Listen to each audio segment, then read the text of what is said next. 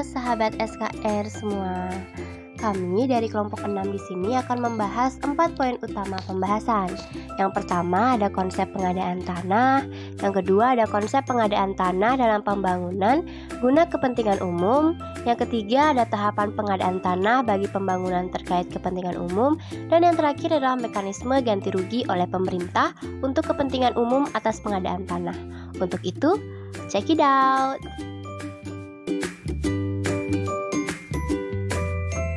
Ini saya akan menjelaskan mengenai konsep pengadaan tanah. Istilah pengadaan tanah lahir dari adanya keputusan Presiden nomor 55 tahun 1963 tentang pengadaan tanah bagi pelaksanaan pembangunan untuk kepentingan umum, di mana dalam hal ini termuat dalam pasal 1 angka 1 yang menyatakan bahwa pengadaan tanah adalah setiap kegiatan untuk mendapatkan tanah dengan cara memberikan ganti rugi kepada pihak yang berhak atas tanah tersebut.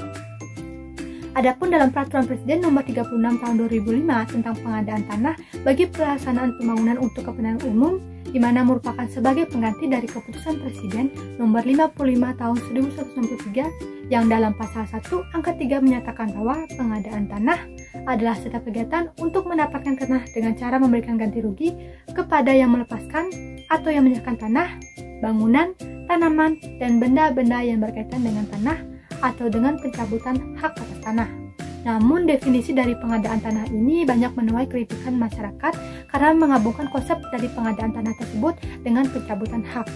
Akhirnya definisi dari PPS ini diubah dan digantikan oleh Peraturan Presiden nomor 65 tahun 2006 tentang perubahan atas Peraturan Presiden nomor 36 tahun 2005 yang mana dalam pasal 1 angka 3 PPS ini menyatakan bahwa pengadaan tanah adalah setiap kegiatan untuk mendapatkan tanah dengan cara memberikan ganti rugi kepada yang melepaskan atau yang menyerahkan tanah, bangunan, tanaman, dan benda-benda yang berkaitan dengan tanah.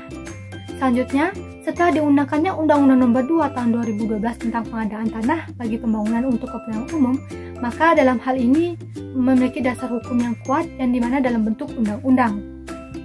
Adapun pengertian pengadaan tanah dalam undang-undang ini diatur dalam pasal 1 angka 2 yang menyatakan bahwa pengadaan tanah adalah kegiatan menyediakan tanah dengan cara memberikan ganti kerugian yang layak dan adil kepada pihak yang berhak. Adapun pihak yang berhak di sini adalah pihak yang memiliki objek dari pengadaan tanah tersebut. Sedangkan untuk objek dari pengadaan tanah ini bisa berupa tanah, ruang atas tanah dan bawah tanah, bangunan, tanaman, dan benda yang memiliki kaitan dengan tanah, serta hal lainnya yang memiliki atau bisa dinilai.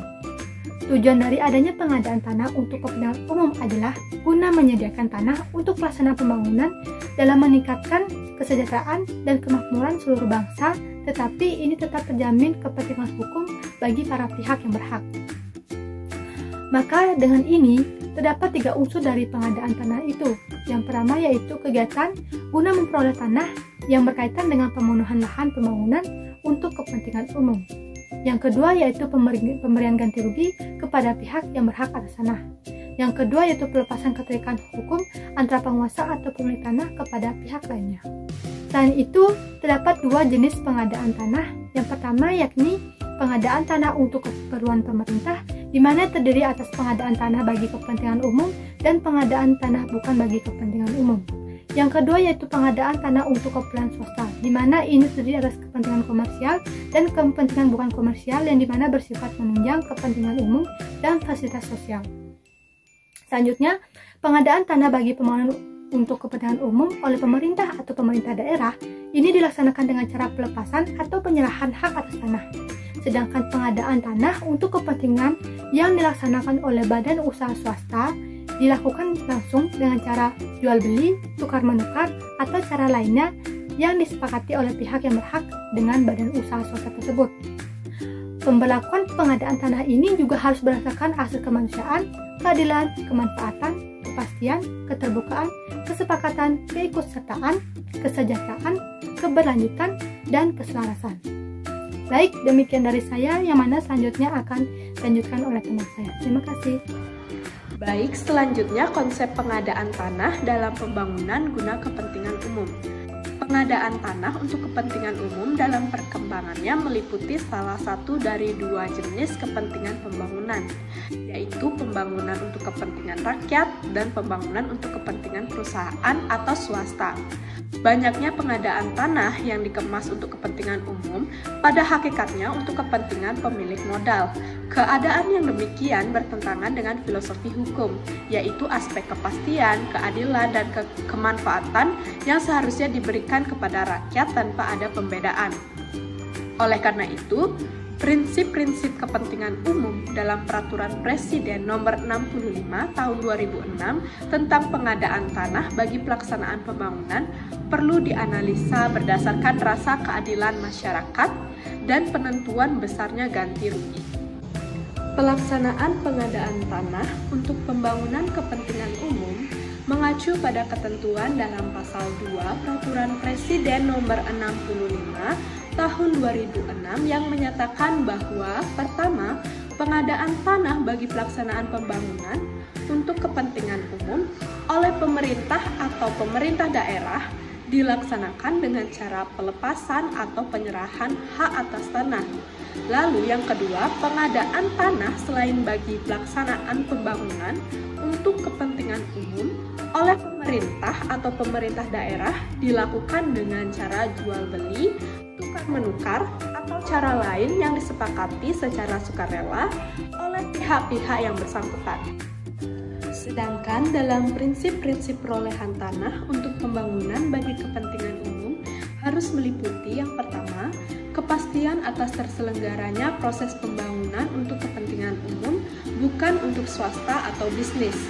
Kedua, keterbukaan publik dalam proses pembangunan untuk kepentingan umum. Ketiga, penghormatan hak atas tanah. Dan yang terakhir, keadilan bagi yang menyerahkan atau melepaskan hak atas tanah bagi kepentingan umum. Dalam pelaksanaan pengadaan tanah untuk kepentingan pembangunan bagi kepentingan umum, pemerintah harus memperhatikan ketentuan yang termuat dalam Undang-Undang Nomor 39 Tahun 1999 tentang hak asasi manusia yang tertuang pada pasal 36 dan pasal 37 yang menyatakan yang pertama, setiap orang berhak mempunyai hak milik, baik sendiri maupun bersama-sama dengan orang lain demi pengembangan dirinya, keluarga, bangsa, dan masyarakat dengan cara untuk tidak melanggar hukum. Dan yang kedua, tidak seorang pun boleh dirampas miliknya dengan sewenang-wenang dan cara melawan hukum. Dan yang terakhir, hak milik mempunyai fungsi sosial. Proses musyawarah dalam Peraturan Presiden Nomor 36 Tahun 2005 Jo, Perpres Nomor 65 Tahun 2006 tidak memberikan rasa keadilan untuk menentukan besar dan bentuk ganti rugi kepada pemegang hak atas tanah yang tanahnya dibebaskan untuk kepentingan umum. Penerapan asas musyawarah untuk menentukan besar dan bentuk ganti rugi, para pihak tidak berada dalam posisi seimbang. Pemegang hak atas tanah diposisikan sebagai pihak yang lemah, sedangkan pemerintah berada dalam posisi yang kuat. Hal itu dapat dibuktikan dengan kecilnya kesempatan pemegang hak atas tanah untuk menyatakan kehendaknya dalam menentukan ganti rugi.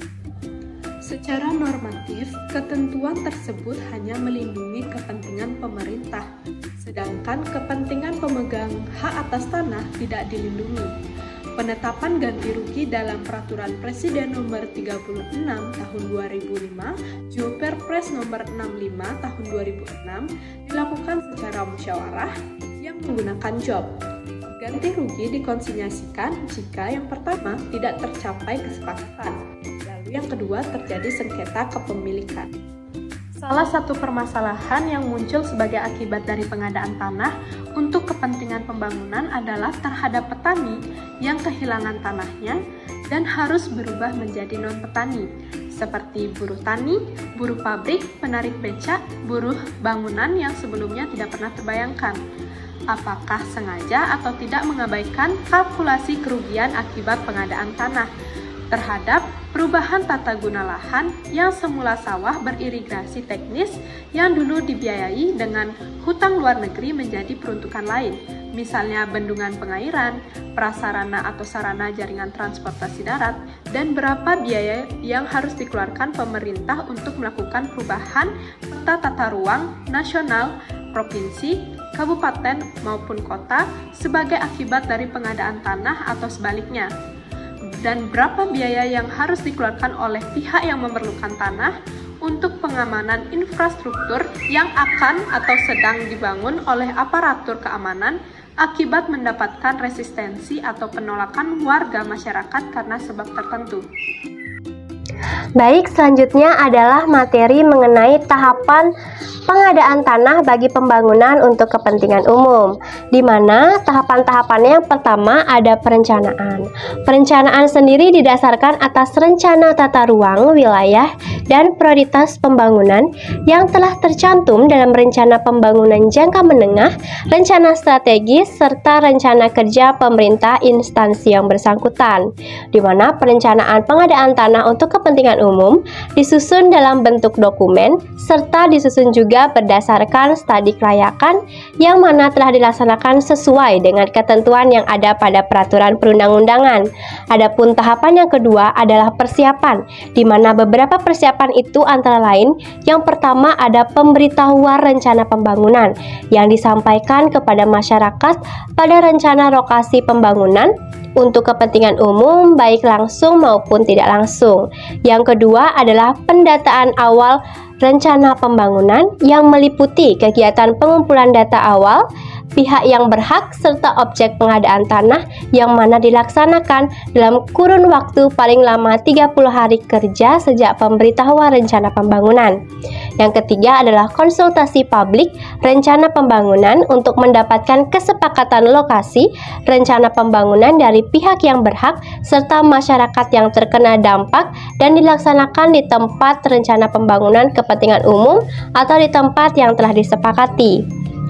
Tahapan yang ketiga adalah pelaksanaan, di mana pelaksanaan meliputi yang pertama inventarisasi dan identifikasi penguasaan, pemilikan, penggunaan, dan pemanfaatan tanah. Yang kedua adalah penilaian ganti kerugian. Yang ketiga musyawarah penetapan ganti kerugian. Yang keempat pemberian ganti kerugian, serta yang terakhir adalah pelepasan tanah instansi. Adapun tahapan yang terakhir adalah penyerahan hasil, di mana penyerahan hasil meliputi yang pertama pemberian ganti rugi kepada pihak yang berhak serta pelepasan hak yang telah dilaksanakan, atau yang kedua adalah pemberian ganti kerugian yang telah dititipkan di pengadilan negeri. Sekian, selanjutnya akan dijelaskan oleh teman saya. Mekanisme ganti rugi oleh pemerintah untuk kepentingan umum atas pengadaan tanah. Pengadaan tanah di Indonesia seringkali diwarnai dengan konflik di mana masyarakat tidak puas dengan besarnya ganti rugi dalam pengadaan tanah. Pada dasarnya, ganti rugi sangat melekat pada pengadaan tanah, di mana hal ini ditentukan dalam pasal 1 ayat 2 Undang-Undang Nomor 2 Tahun 2012 tentang pengadaan tanah bagi pembangunan untuk kepentingan umum. Dalam pelaksanaan pengadaan tanah dilakukan oleh pelaksana pengadaan tanah yang berdasarkan jasa dan penilaian publik. Hal ini ditentukan dalam pasal 67 Perpres nomor 71 tahun 2012 tentang penyelenggaraan pengadaan tanah bagi pembangunan untuk kepentingan umum. Di prosedur pelaksanaan pengadaan tanah yang dimana diatur Undang-Undang Nomor 2 Tahun 2012 tentang pengadaan tanah bagi pembangunan untuk kepentingan umum menentukan bahwa penilaian ganti kerugian dilakukan dengan berdasarkan peraturan perundang-undangan. Nilai ganti rugi yang dinilai oleh penilai adalah nilai di saat pengumuman penetapan ganti rugi. Lembaga pertanahan mengumpulkan penilaian yang telah ditetapkan untuk dilakukannya penilaian atas objek pengadaan tanah. Nilai yang dilakukan bidang perbidangan tanah meliputi tanah, ruang atas tanah dan bawah tanah, bangunan, tanaman, benda yang berkaitan dengan tanah, dan kerugian lain yang dapat dinilai. Adapun yang menjadi dasar hukum penetapan ganti kerugian dalam pengadaan tanah adalah Perpres nomor 148 tahun 2015, di mana bahwa ganti kerugian harus dilakukan atas dasar musyawarah. Lembaga pertanahan mengadakan musyawarah dengan masyarakat yang tanahnya terkena pengadaan, di mana musyawarah ini diselenggarakan paling lama 30 hari pada hari kerja. Hasil penilaian dari tim penilai disampaikan kepada lembaga pertanahan untuk menentukan bentuk dan besarnya ganti kerugian yang diberikan kepada masyarakat. Hasil musyawarah inilah yang menjadi dasar dalam pemberian ganti rugi. Bila terjadi ketidaksepakatan atas bentuk dan besarnya ganti kerugian dalam musyawarah tersebut, maka pihak yang merasa keberatan dapat mengajukan keberatan terhadap pengadilan negeri setempat dengan batas waktu paling lambat 14 hari dari musyawarah penetapan ganti rugi. Pengadilan negeri memutuskan bentuk dan batasan ganti rugi selama 30 hari kerja sejak keberatan tersebut diajukan. Jika pihak yang mengajukan keberatan tersebut masih merasa keberatan atas putusan pengadilan negeri, maka pihak yang berkeberatan tersebut dapat mengajukan kasasi kepada Mahkamah Agung dengan waktu 14 hari kerja. Mahkamah Agung memutuskan dalam waktu 30 hari kerja. Pemberian ganti rugi hak atas tanah diberikan kepada masyarakat secara langsung kepada pihak yang berhak. Pemberian ganti rugi diberikan berdasarkan penilaian dari musyawarah, putusan pengadilan negeri, putusan Mahkamah Agung. Setelah pemberian ganti kerugian, penerima ganti kerugian wajib dilaksanakannya pelepasan hak dan memberikan bukti kepemilikan hak yang berupa penyerahan sertifikat terhadap instansi yang memerlukan tanah. Pemberian sertifikat ini diberikan kepada Badan Pertanahan, dan Badan Pertanahanlah yang akan meroyak sertifikat tersebut. Berdasarkan hal tersebut, maka mekanisme pemberian ganti kerugian dilakukan dengan cara musyawarah.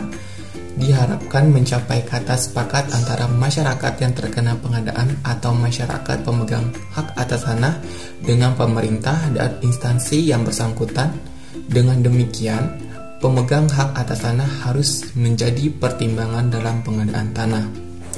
Ganti kerugian pengadaan tanah dibedakan menjadi dua, yaitu yang pertama, ganti kerugian atas faktor fisik atau material, meliputi penggantian atas tanah, hak wajib yang bersertifikat dan yang belum bersertifikat, tanah wakaf, tanah yang dikuasai tanpa alas hak yang dengan atau tanpa izin pemilik tanah, bangunan, tanaman, dan benda-benda lain yang ada kaitannya dengan tanah. Yang kedua, ganti kerugian atas faktor non-fisik atau imaterial, yaitu penggantian atas kehilangan, keuntungan, kenikmatan, manfaat, atau kepentingan yang sebelumnya diperoleh oleh masyarakat yang terkena pembangunan sebagai akibat kegiatan pembangunan tersebut. Pemberian ganti kerugian dalam keadaan khusus juga bagian dari ketetapan, di mana berdasarkan pasal 85 Perpres nomor 148 tahun 2015 mengatur bahwa ganti kerugian diberikan maksimal 25% dari perkiraan ganti kerugian yang didasarkan atas nilai jual objek pajak tahun sebelumnya. Pemberian sisa ganti kerugian terhadap ganti kerugian sebagaimana dimaksud pada ayat 1 diberikan setelah ditetapkannya hasil penilaian dari penilai atau nilai yang sudah ditetapkan oleh putusan pengadilan yang memperoleh kekuatan hukum tetap. Pelepasan hak objek pengadaan tanah dilakukan bersamaan dengan diberikannya pemberian sisa ganti kerugian sebagaimana dimaksud pada ayat 2. Oke, itu dia tadi materi dari kelompok kami. Jangan lupa like, comment, and subscribe ya teman-teman. Terima kasih.